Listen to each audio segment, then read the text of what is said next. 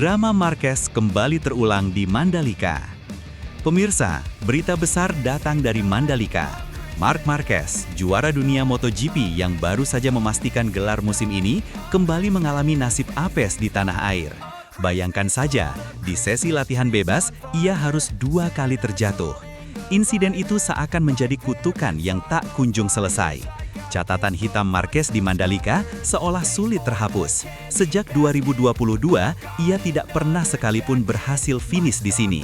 Sirkuit kebanggaan Indonesia itu kembali menunjukkan taringnya, seakan menolak tunduk pada ambisi seorang juara dunia. Penonton yang hadir di tribun terpaku, sebagian kecewa, sebagian lagi hanya bisa geleng kepala. Yang menarik, suasana ini membuat publik kembali mengingat ucapan Valentino Rossi beberapa waktu lalu. Rossi pernah berkata, Mandalika ini bukan lintasan biasa, hanya pembalap sejati yang bisa menaklukkannya. Dan kini, ucapan itu terasa hidup kembali di setiap kali Marquez terjatuh. Rekam jejak kelam Marquez di Mandalika. Jika kita menilik sejarah, Mandalika memang bukan tempat yang ramah bagi Marquez. Tahun 2022, ia terjatuh saat sesi pemanasan, bahkan harus absen di balapan utama karena cedera. Tahun berikutnya, 2023, ia kembali gagal akibat crash ketika sedang berjuang di posisi depan. Lalu pada 2024, masalah teknis motor memaksanya berhenti lebih cepat. 3 tahun berturut-turut, catatan yang pahit. Kini, di 2025, publik berharap cerita indah tercipta, terlebih setelah Marquez sudah mengunci gelar dunia. Namun apa daya, nasib buruk seakan masih betah menemaninya. 2 kali crash di latihan bebas membuat peluangnya kembali menipis. Situasi ini bukan hanya menyulitkan secara teknis, tapi juga memberi tekanan mental.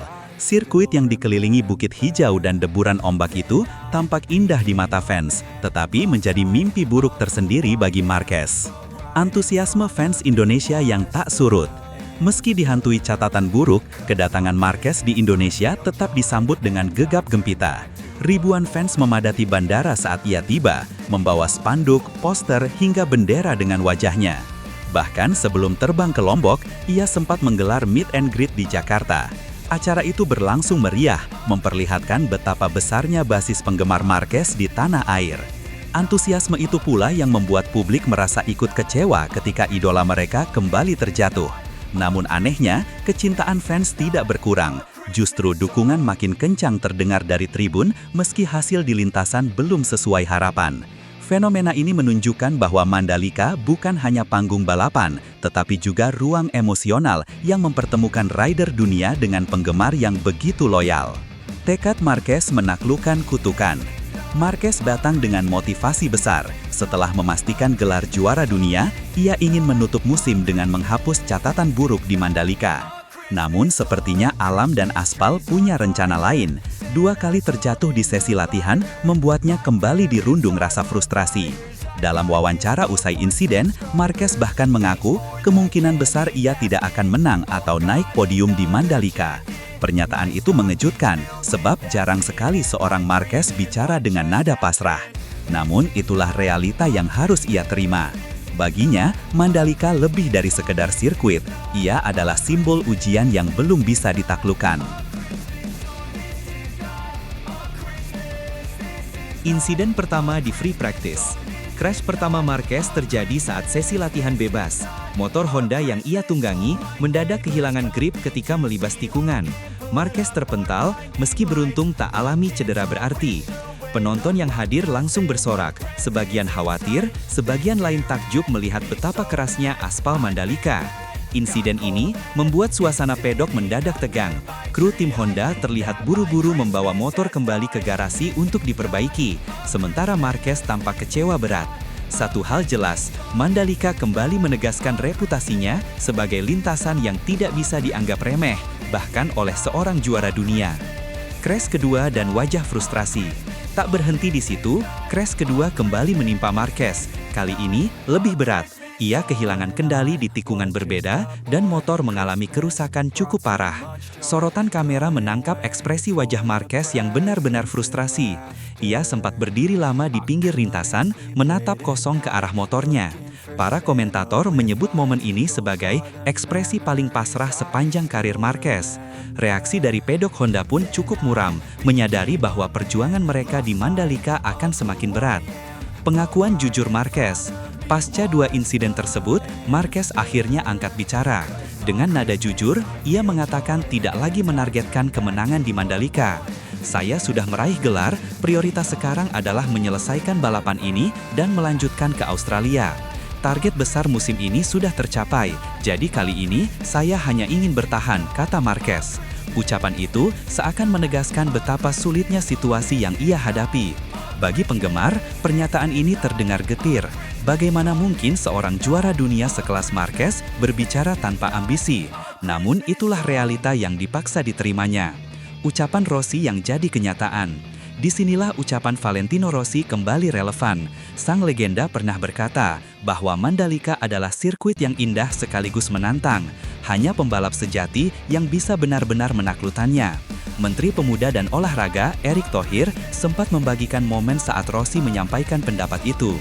Kini, publik menyaksikan sendiri kebenarannya. Marquez, yang sudah 7 kali juara dunia, justru terus gagal.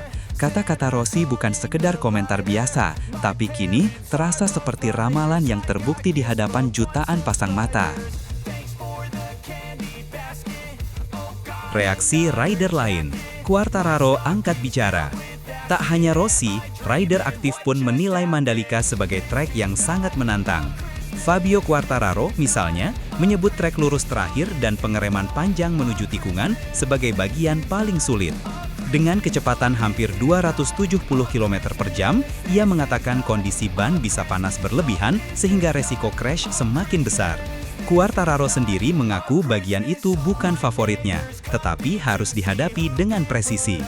Pernyataan ini seolah membenarkan bahwa bukan hanya Marquez yang kesulitan, melainkan hampir semua pembalap menghadapi tantangan besar di Mandalika. Pandangan Alex Rins soal tikungan 4, 5, dan 6. Senada dengan Quartararo, Alex Rins menambahkan bahwa tikungan 4, 5, dan 6 adalah bagian paling rumit. Menurutnya, kesalahan sekecil apapun di sana bisa membuat waktu lap hancur. Karena tikungan-tikungan tersebut berkecepatan tinggi, pembalap harus mengeksekusinya dengan sempurna. Jika tidak, kecepatan melambat terus terbawa di sisa trek, ujar Rins. Komentar ini makin memperkuat opini bahwa Mandalika memang memiliki karakter unik, sebuah ujian yang tak semua rider bisa lewati dengan mulus. Bantahan dari MJPA, bukan salah sirkuit. Di tengah tudingan bahwa kondisi trek jadi penyebab, Priyandi Satria selaku Direktur Utama MJPA angkat bicara. Ia menegaskan, insiden Marquez bukan karena aspal atau kebersihan lintasan. Tidak ada masalah oli, air, atau kotoran. Itu murni karena overpush, ujarnya. Bahkan, FIM dan Dorna tidak meminta pembersihan tambahan usai insiden, padahal pihak MJPA sudah menawarkan. Pernyataan ini sekaligus membalik opini publik. Bukan sirkuit yang salah, melainkan keberanian Marquez yang berlebihan. Mandalika, sirkuit penentu siapa juara sejati. Akhirnya, insiden Marquez kembali mengukuhkan reputasi Mandalika. Bukan sekedar lintasan indah dengan pemandangan spektakuler, tetapi medan tempur yang benar-benar menyingkap siapa pembalap sejati.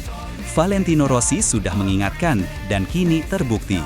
Marquez yang legendaris pun harus tunduk. Namun, inilah yang membuat Mandalika istimewa.